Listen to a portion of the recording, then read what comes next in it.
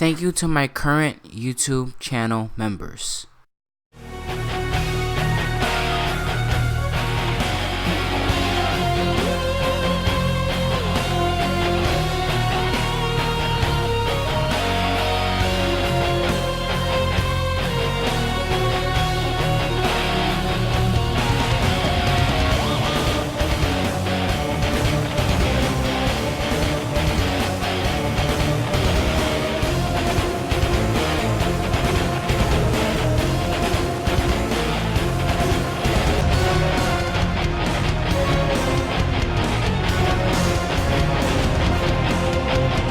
What's up, guys? Welcome to episode 1 of my new series called Battle of the Gods, where I take two figures in God of War history and analyze and discuss who would win that battle. Here are the rules of how this is going to play out.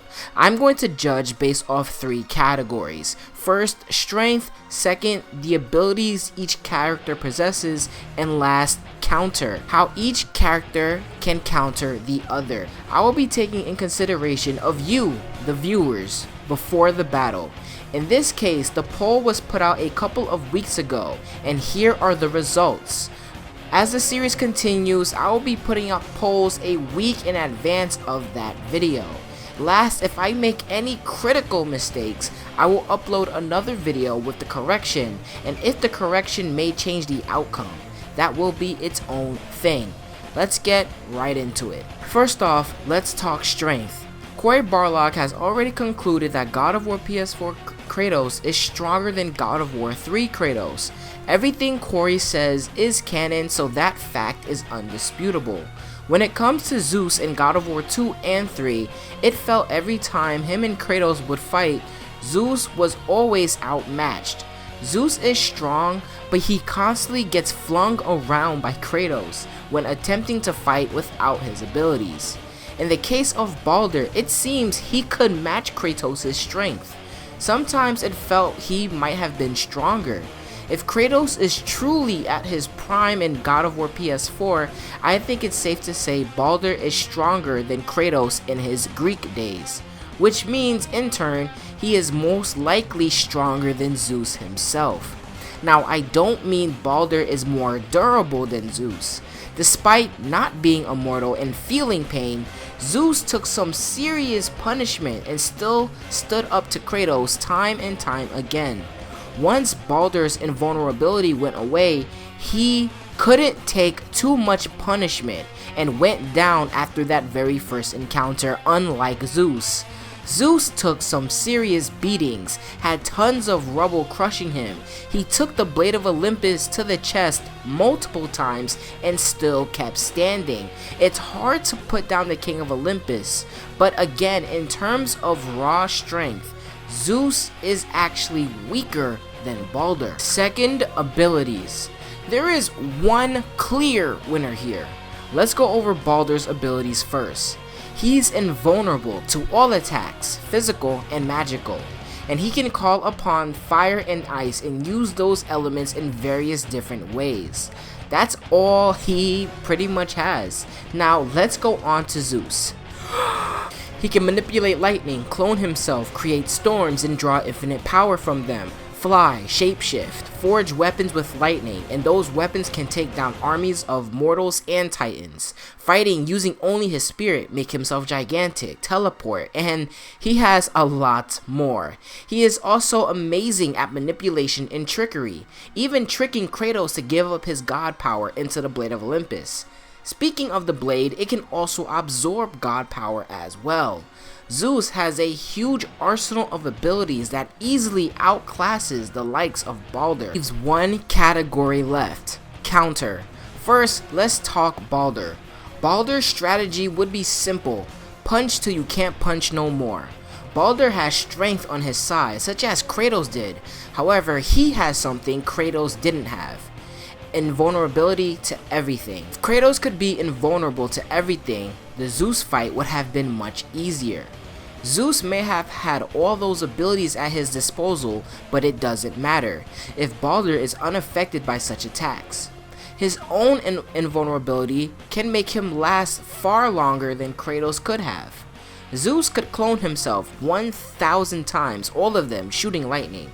However, none of those blows could affect the son of Odin.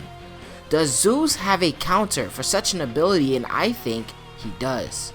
Baldur may be stronger than Zeus, but in my opinion, Zeus has a more punishing counter. I bring you all the Prometheus effect. Now, what is the Prometheus effect? Zeus's counter to immortals. Prometheus was a man who gave the fire to the mortals. Zeus saw this as betrayal and made Prometheus immortal and chained him up in the cold, where a bird comes multiple times a day and eats his flesh and organs, killing him pertaining to immortals, knocking him out until he can heal. Once he does, the process starts again and again and again. If Zeus can render Baldur useless, he can deal with him using the Prometheus effect. How can he do such a thing though? The only way I can see this happening is if Zeus uses his brain. Zeus tricked Kratos into putting the power in the blades. If he can manipulate Baldur into putting his own strength into the blade of Olympus, that would render Baldur useless. If you don't know how the blade works, here are 3 examples of the blade taking energy from another figure. The first time, Kratos himself put his own god powers into the blade of Olympus. Another example is during the God of War 2 ending fight when Zeus was huge. Kratos used the blade of Olympus to stab his hand, and that forced Zeus to go back to normal size because it took a lot of his energy. And the final example I can think of is during God of War 3's ending. While you were fighting Zeus, you can hit Gaia's heart to give you more life back, but it's only when the blade of Olympus strikes her heart instead of any of your other weapons is when she dies, most likely because the blade absorbed the final bits of her energy. If he can manipulate Baldur into putting his own strength into the blade of Olympus, that would render Baldur useless. He may still be immortal due to his own curse, but he will no longer have strength to fight back. Let's say Zeus says, I can make you feel again, and I'll do this for you as a peace treaty or something along those lines. If he can promise Baldur something that Baldur wants, he will willingly put his own strength in the blade, such as Kratos did in God of War 2. Then, once he finishes doing that, he turns on Baldur. Another way Zeus could put Baldur in the Prometheus effect is to land a killing blow that would knock out Baldur, just like when Kratos snapped his neck in their first encounter. Then, as he's knocked out before he heals himself, imprison him.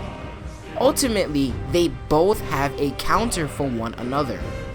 In the end, Baldur is basically Kratos in this situation, except he has protection and is stronger than Kratos was at the time he fought Zeus. But Baldur isn't Zeus. Baldur cannot do what Kratos did to Zeus all those years ago. Why, you ask? Because Baldur is missing the one thing Kratos had since God of War 1, the power to kill a god, the power of hope. Baldur doesn't have this, which means that Zeus can take any punishment he has thrown his way. And he has. Before Kratos forgave himself in the sins of his past, Zeus was taking everything Kratos could throw at him. In the end, Zeus had it won. However, Kratos, with all of his weapons broken, his body battered, that's when the power of hope showed itself. It was the strongest boost Kratos had ever received, and using his power, he made quick work of Zeus. With that, I declare Zeus the winner of our very first episode, Battle of the Gods. I'm gonna be out of here. Thank you guys for listening. Deuces.